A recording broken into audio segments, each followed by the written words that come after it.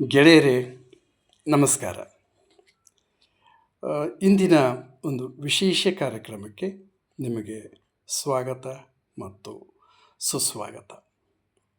ಗೆಳೆಯರೇ, ಇಂದಿನ ಶೀರ್ಷಿಕೆ ಸಮಾಜದ ಸ್ವಾಸ್ಥ್ಯ.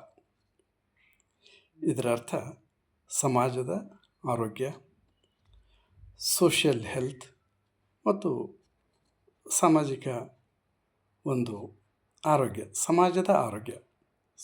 ಇದನ್ನು ಸಾಮಾಜಿಕ ಸ್ವಸ್ಥ ಎಂದು ಕರೆಯುತ್ತೇವೆ. ಗೆಳೆಯರೇ, ನಾವು ಪ್ರತಿನಿತ್ಯ ಟಿ ವಿಗಳಲ್ಲಿ ಮತ್ತು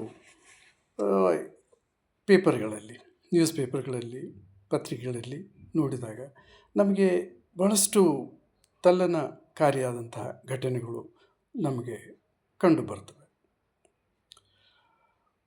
ಇತ್ತೀಚೆಗೆ ಆದಂಥ ಕೆಲವು ಘಟನೆಗಳನ್ನು ನಾವು ನೋಡೋದಾದರೆ, ಮೊನ್ನೆ ಮಧ್ಯಪ್ರದೇಶದಲ್ಲಿ ಡಿಸ್ಟಿಕ್ ಹೆಡ್ ಕ್ವಾರ್ಟರ್ಸಿಂದ ಕೇವಲ ಒಂದು 50-60 ಕಿಲೋಮೀಟರ್ ದೂರದಲ್ಲಿ ಇರತಕ್ಕಂತಹ ಒಂದು ಹಳ್ಳಿ.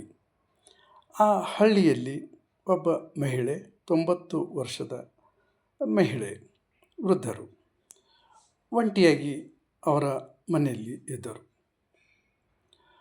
ಆ ಒಂದು ಸಂದರ್ಭವನ್ನು ಕೆಲವು ಕಿಡಿಗೇಡಿಗಳು ಗಮನಿಸಿ ಒಂದು 4 ಜನ ಮುಸುಕುಧಾರಿಗಳು ಆ ವೃದ್ಧೆಯ ಮನೆಯನ್ನು ಪ್ರವೇಶಿಸ್ತಾರೆ ಮತ್ತು ಆ ವೃದ್ಧೆಯ ಮೇಲೆ ಅತ್ಯಾಚಾರವನ್ನು ಮಾಡಿ ಅಲ್ಲಿಂದ ಪರಾರಿಯಾಗುತ್ತಾರೆ.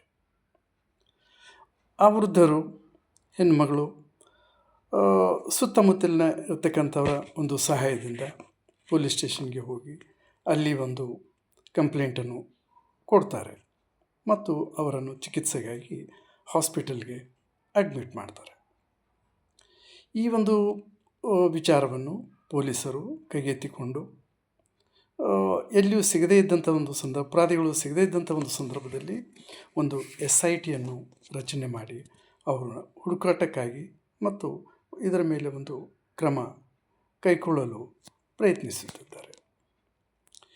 ಇದರ ಅರ್ಥ ಇಷ್ಟೇ: ಒಂಟಿ ಹೆಣ್ಮಕ್ಕಳು ಹಳ್ಳಿಗಳಲ್ಲಿ ಅವರಿಗೂ ಸಹ ಬಹಳಷ್ಟು ಈ ರೀತಿ ಒಂದು ಸುರಕ್ಷತೆ ಇಲ್ಲ.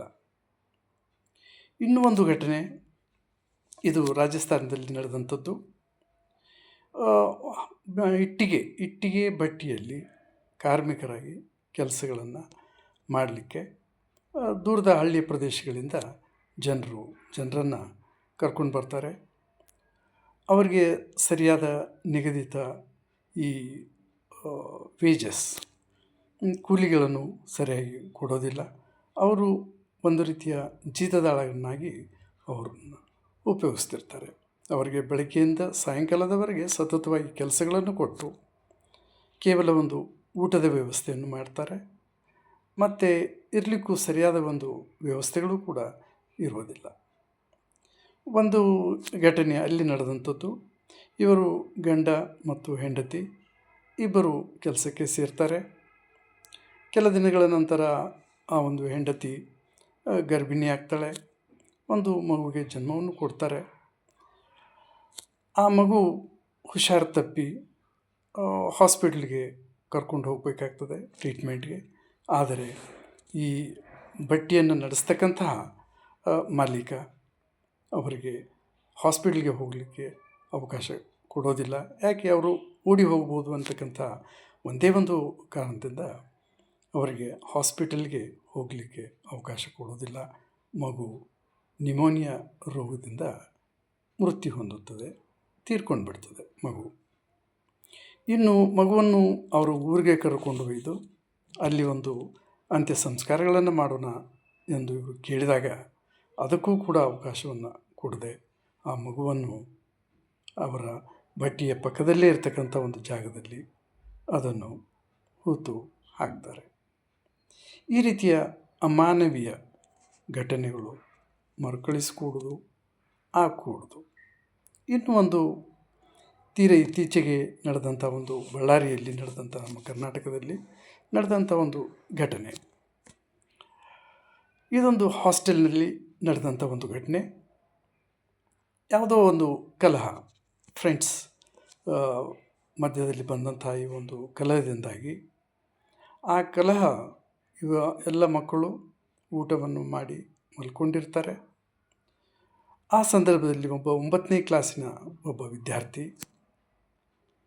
ಒಂದು ಕಬ್ಬಿಣದ ರಾಡನ್ನು ತೆಗೆದುಕೊಂಡು 5-6 ಜನರು ತನ್ನ ಸಹಪಾಠಿಗಳು ಅವರಿಗೆ ಹೊಡೆದು, ವಾರ್ಡನನ್ನು ಕೂಡ ಹೊಡೆದು ಒಬ್ಬ ಹುಡುಗ 9ನೇ ಕ್ಲಾಸಿನ ಒಬ್ಬ ಹುಡುಗ ಸಾವನ್ನಪ್ಪುತ್ತಾನೆ. ಈ ರೀತಿಯ ಘಟನೆಗಳು ಎಲ್ಲಿಯೂ ನಡೆಯಕೂಡದು. ತಂದೆ ತಾಯಿಗಳು ಮಕ್ಕಳು ವಿದ್ಯಾಭ್ಯಾಸಕ್ಕೆ ಹೋಗಿದ್ದಾರೆ ಅಂತ ಹೇಳ್ಬಿಟ್ಟು ಹಾಸ್ಟೆಲ್ನಲ್ಲಿ ಬಿಟ್ಟಿರ್ತಾರೆ.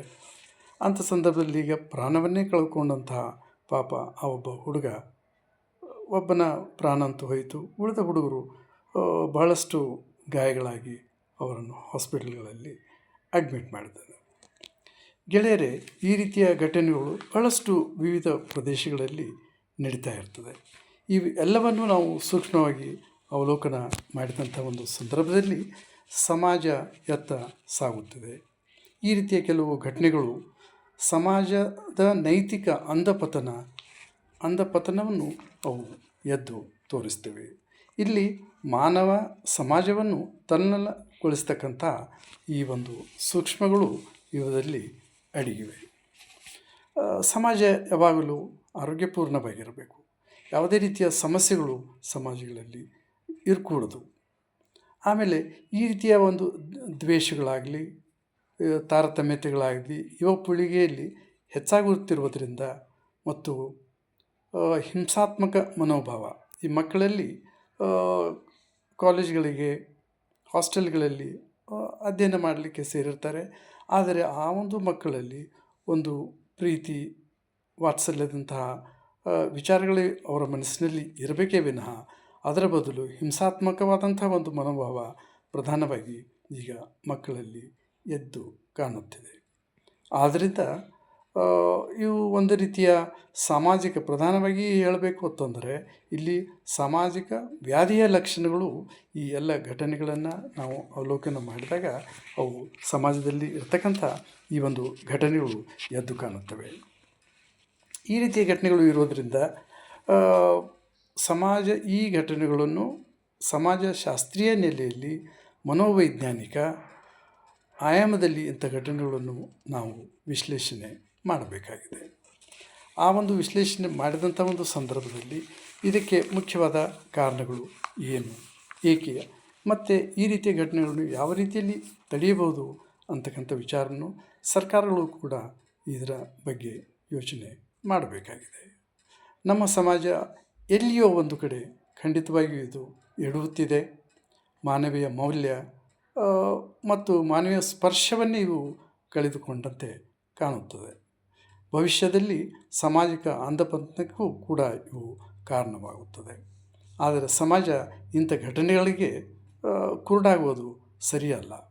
ಮನೋವೈಕಲ್ಯ, ದೌರ್ಜನ್ಯ, ಕ್ರೌರ್ಯಗಳಿಗೆ ಕಾರಣಗಳನ್ನು ಮನೋವೈಜ್ಞಾನಿಕ ಚೌಕಟ್ಟಿನಲ್ಲಿ ನಾವು ಇವುಗಳನ್ನು ಪರಿಶೀಲಿಸಿ, ವಿಶ್ಲೇಷಿಸಿ, ವ್ಯಾಖ್ಯಾನಿಸಿ ಪರಿಹಾರವನ್ನು ಕಂಡುಕೊಳ್ತಕ್ಕಂಥ ಒಂದು ಪ್ರಯತ್ನವನ್ನು ನಾವು ಖಂಡಿತವಾಗಿಯೂ ಮಾಡಬೇಕು. ಮತ್ತು ಸಮಾಜ ಈ ರೀತಿಯ ಸಮಸ್ಯೆಗಳಿಂದ ಹೊರಬಂದು ಉತ್ತಮ ಸಮಾಜವನ್ನು ನಿರ್ಮಾಣ ಮಾಡುವುದರಲ್ಲಿ ನಮ್ಮೆಲ್ಲರ ಕರ್ತವ್ಯವು ಅಡಗಿದೆ. ಗೆಳೆಯರೇ, ನಾವು ಎಲ್ಲರೂ ಜವಾಬ್ದಾರಿಯನ್ನು ಹೊತ್ತು ಈ ರೀತಿಯ ಘಟನೆಗಳು ಮರುಕಳಿಸದಂತೆ ಸರ್ಕಾರವು ಅದರೊಂದಿಗೆ ನಾವೆಲ್ಲವೂ ಕೈ ಜೋಡಿಸಿ ಒಂದು ಉತ್ತಮ, ಒಂದು ಸುಂದರ ಮತ್ತು ಆರೋಗ್ಯಪೂರ್ಣ ಸಮಾಜವನ್ನು ನಾವು ನಿರ್ಮಿಸಲು ಪ್ರಯತ್ನಿಸೋಣ. ಗೆಳೆಯರೇ, ಇದಾಗಿತ್ತು ಇವತ್ತಿನ ವಿಶೇಷ ಸಂಚಿಕೆ. ಮತ್ತು ಇದೇ ರೀತಿಯ ಸಂಚಿಕೆಯೊಂದಿಗೆ ನಾವು ನಿಮ್ಮನ್ನು ಭೇಟಿ ಮಾಡೋಣ. ಅಲ್ಲಿಯವರೆಗೆ ನಮಸ್ಕಾರ.